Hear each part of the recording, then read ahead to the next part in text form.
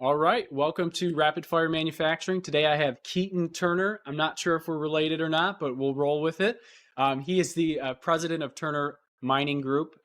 Keaton has been transforming the mining industry since 2017 with a focus on innovation, safety, and people-first leadership.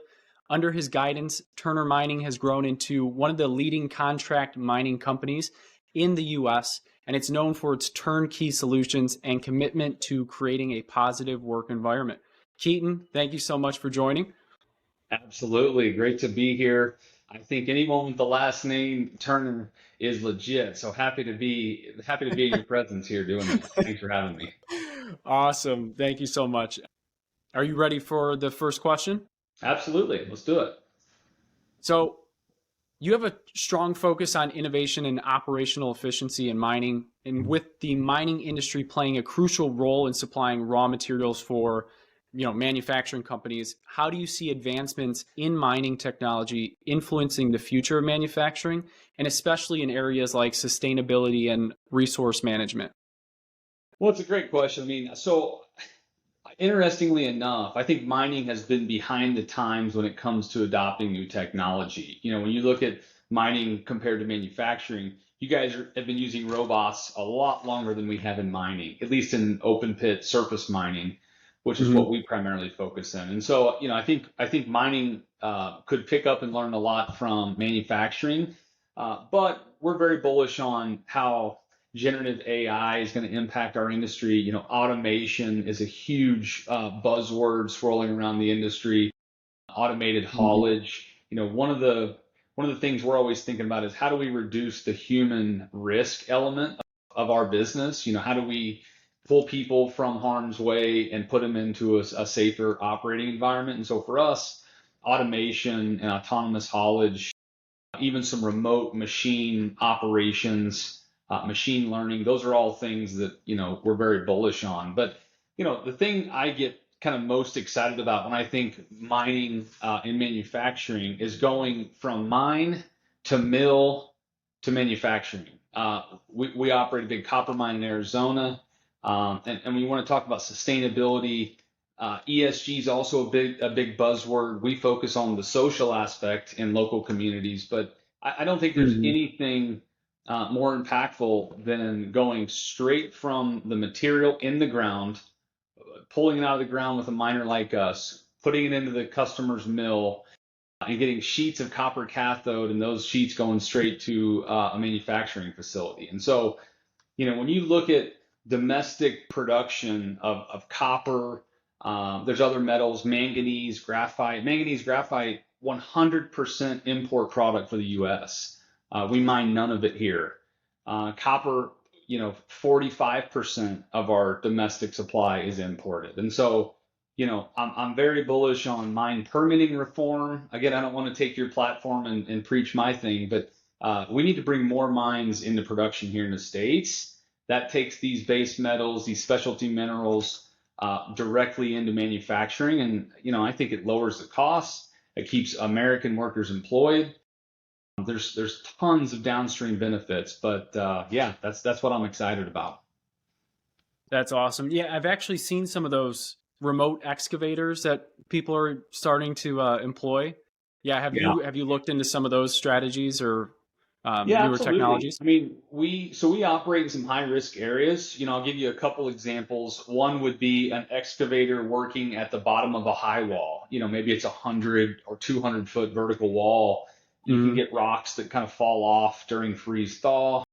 You get just general weathering of the rock. And so anytime you've got a machine at the base of a wall like that, there's high risk for falling material. It's just a high risk work activity, but it's critical to the mine operation. And so that's one scenario where you would put a remotely or teleoperated machine in that situation to pull the human element out of it. The human would operate it either from line of sight a little bit farther away or from an office somewhere.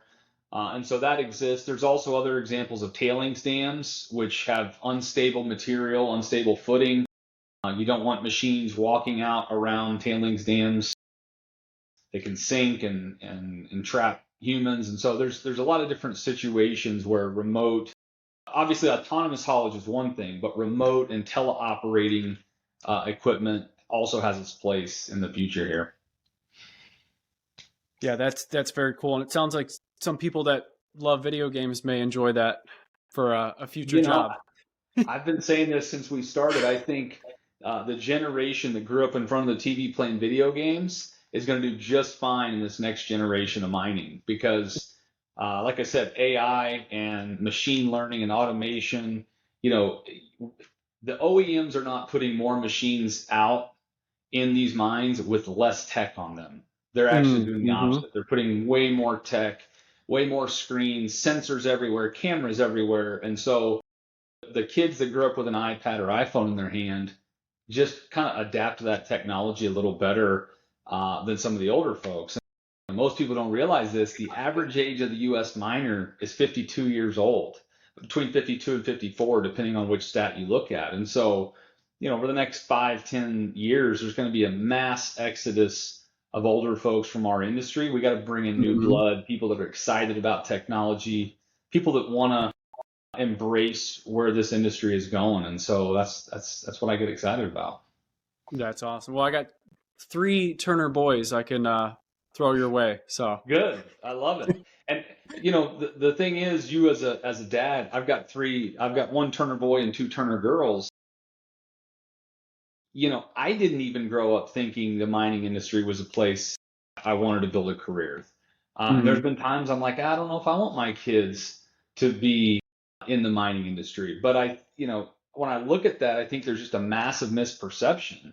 I think there's more opportunity, and I don't just say this because of where I sit and it's convenient to say. I think there's more opportunity for career advancements, growth, earnings in the mining industry than almost any other industry, especially if you're kind of drawn to the blue collar world.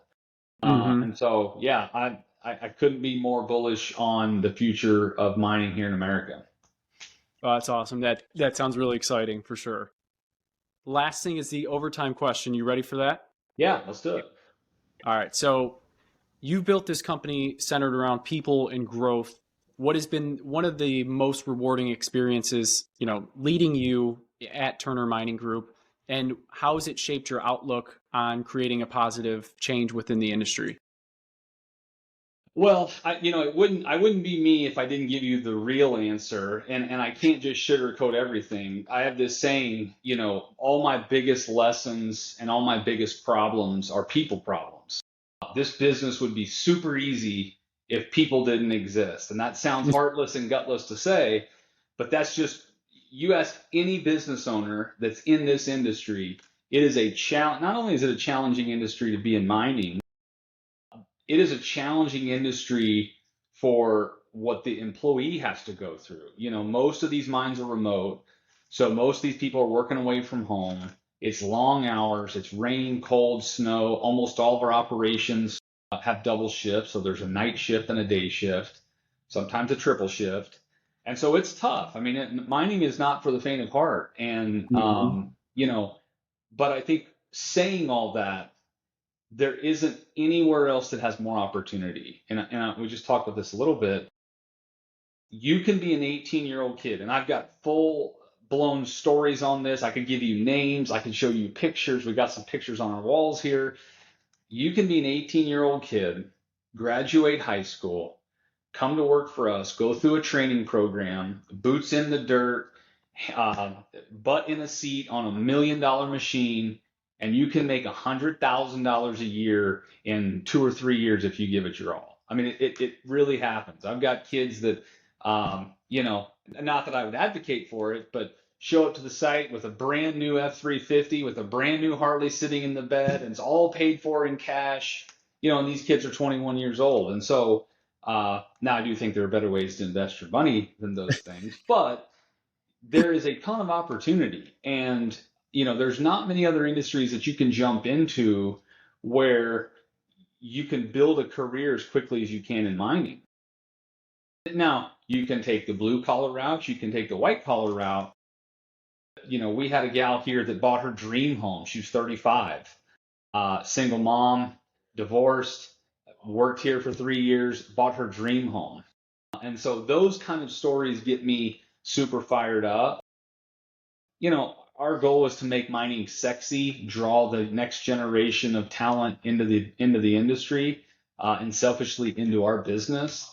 And so, I think if we as an industry can win the people game, there's just a ton of opportunity here in mining.